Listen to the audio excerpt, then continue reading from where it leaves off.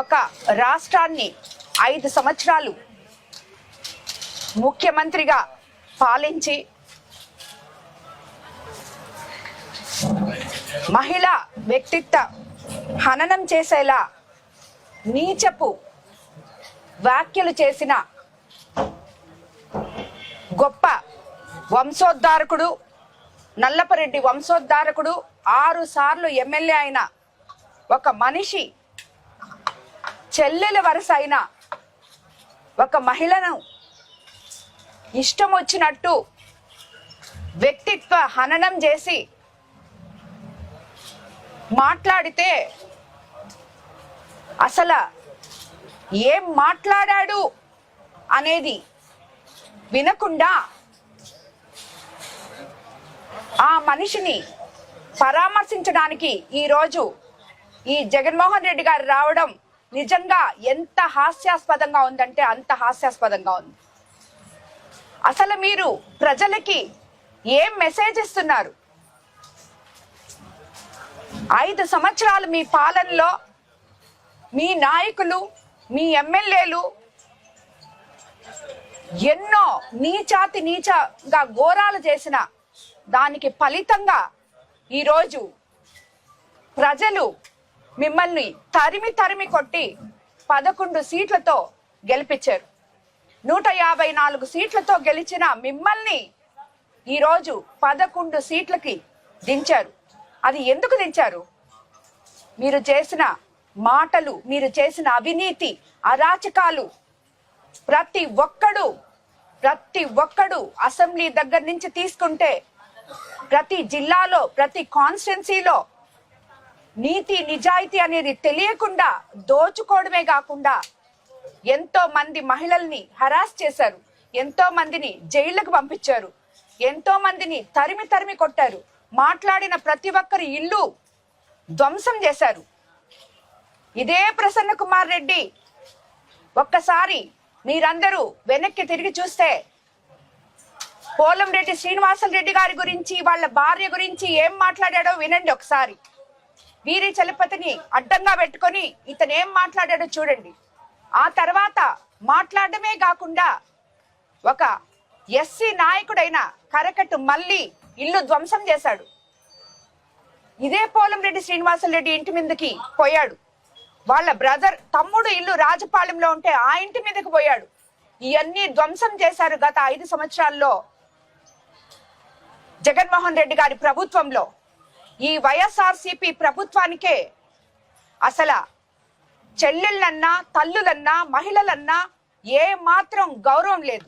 సభ్య సమాజం తలదించుకునేలాగా వాళ్ళని మాట్లాడి మళ్ళీ రాజకీయాల్లోకి వస్తే విమర్శలు అనేటివి ఉంటాయి, ప్రతి విమర్శలు ఉంటాయి. విమర్శలు తట్టుకోలేనోళ్ళు రాజకీయాలు చేయకూడదు అని నీతి సూక్తాలు చెప్తున్నారు. ఏంటి విమర్శలు? ఎక్కడి వరకు? ఏం విమర్శలు చేశాం? రాజకీయంగా నువ్వు 6 సార్లు ఎమ్మెల్యేగా ఉన్నావు కాబట్టి, 6 సార్లు ఎమ్మెల్యేగా నువ్వు కోవూరు నియోజకవర్గం నుంచి నువ్వు ప్రాతినిధ్యం వహించావు కాబట్టి, నిన్ను 54,000తో ఓడించి గెలిచాను కాబట్టి నువ్వు చేసిన అవినీతిని, ప్రజల డబ్బు దోచుకున్న విధానాన్ని అడిగాను నేను. నువ్వు అవినీతి చేశావు, నువ్వు పర్సెంటేజ్లు తీసుకున్నావు. నువ్వు ఈరోజు ఇంతమంది నాయకులు ఈరోజు వచ్చి నాతో చేరారు. ఈ నాయకులందరినీ నువ్వు, నీ దగ్గరున్న నాయకులను కూడా ఒక మహిళా ఎమ్మెల్యే ఉన్న దగ్గర రెడ్ లైట్ ఏరియాలో నాయకుల్ని కొంటున్నట్టు కొన్నావని చెప్పి మాట్లాడావు నువ్వు.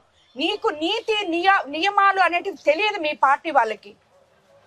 అంటే ఎవరు వాళ్ళు? నీ దగ్గర ఉన్న నాయకులు, నీకు సేవ చేసిన నాయకులు. ఈ అన్న 40 సంవత్సరాల నుంచి నల్లపరెడ్డి కుటుంబంతో కలిసి ఉన్నాడు. ఈ రోజు నా దగ్గరకు వచ్చారు, నాతో కలిసి నడుస్తానమ్మా, నీతో ఉంటానమ్మా అని వచ్చారు. ఇలాంటి నాయకుల్ని గురించి నువ్వేం మాట్లాడావు? దానికే నేను నిన్ను విమర్శించడం జరిగింది.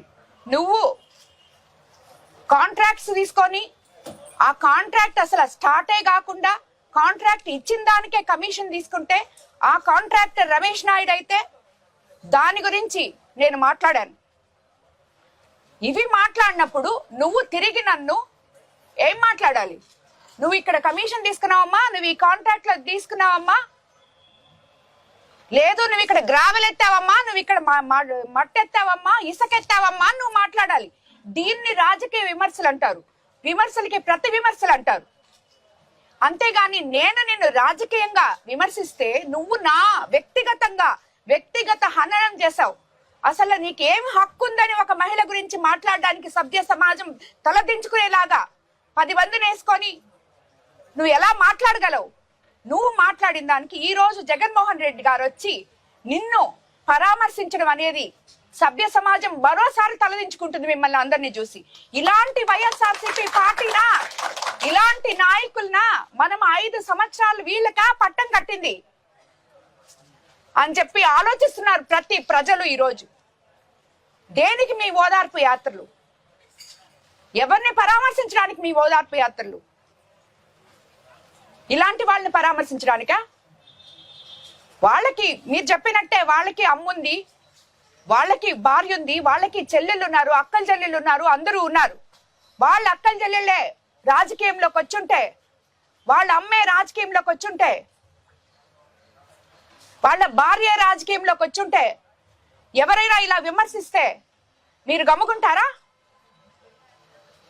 మీరు ఎంత దిగజారుడుతనం మీద ఉందంటే ఈ మాటలు మీరు మాట్లాడిన దానికి నిన్నగాక మొన్న నేను ఎమ్మెల్యే అయిన కాన్స్టిట్యున్సీలో కార్యకర్తలే కడుపులో మండిపోతుందమ్మా అని చెప్పారు. అలాంటిది ఒక నాయకులుగా ఉండి ఒక రాష్ట్రాన్ని 5 సంవత్సరాలు ముఖ్యమంత్రిగా ఏలి 6 సంవత్సరాలు ఎమ్మెల్యేగా ఉండి ఇలాగా మాట్లాడకూడదు అనే నీతి కూడా మీకు తెలీదా?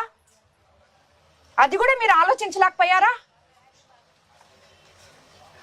ఈరోజు చంద్రబాబు నాయుడు గారు కానీ లోకేష్ బాబు గారు కానీ అహర్నిశలు ప్రజల కోసం మీరు చేసిపోయిన విధ్వంసాన్ని సరిదిద్దుకుంటూ కష్టపడుతూ ప్రజల కోసం, పేద ప్రజల కోసం పాటుపడుతుంటే మీరు మాట్లాడితే రెడ్ బుక్ రాజ్యాంగము ఏంటి? రెడ్ బుక్ రాజ్యాంగం మీరు చేసిన తప్పులే ఈ రెడ్ బుక్ రాజ్యాంగాలు. ఇవన్నీ మీరు తప్పులు చేయలేదా? ఎక్కడ చేయలేదు. ఏ కాన్స్టిట్యున్సీలో తప్పు చేయలేదు మీ ఎమ్మెల్యేలు చూపించండి.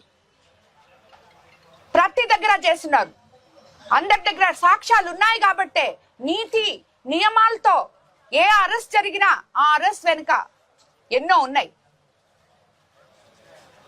ఇలాంటి నెల్లూరు జిల్లానే వైసీపీ తుడిచిపెట్టుకోవడానికి ఇలాంటి అచ్చొచ్చిన ఆంబోతులు చాలా మంది ఉన్నారు ఇక్కడ.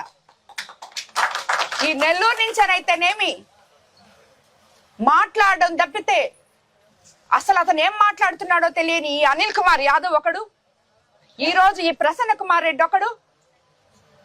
వాళ్ళు అసలు ఏం మాట్లాడుతున్నారు? దేని గురించి మాట్లాడుతున్నారు? మాకు నోరుంది కదా మేము మాట్లాడతాం, మమ్మల్ని ఏం చేస్తారు, ఎవరేం చేస్తారు అని మాట్లాడితే సరిపోతుందా?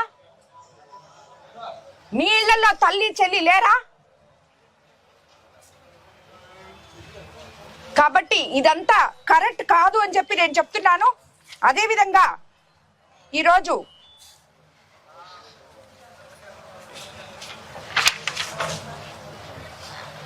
చచ్చిన పార్టీని బతికించుకోవడానికి జగన్మోహన్ రెడ్డి గారు ఇలాంటి ఓదార్పు యాత్రలు చేస్తున్నారు అని చెప్పి నేను చెప్తున్నాను.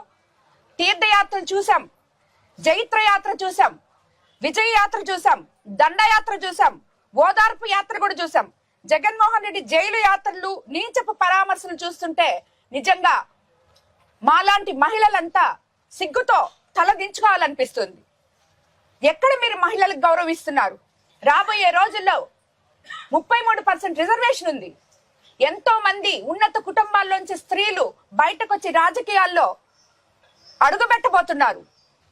వాళ్ళందరికీ ఏంటి ఇన్స్పిరేషన్? మాలాంటి మేము ఎంతో ధైర్యం చేసి బయటకు వచ్చి నాయకులుగా ఎదుగుతూ సేవ చేయడానికి వచ్చిన వాళ్ళం. మేము నాయకులుగా మేము సేవ చేయడానికే రాజకీయాల్లోకి వచ్చాము అన్న విషయం అందరికంటే బాగా జగన్మోహన్ రెడ్డి గారికి మాత్రమే తెలుసు.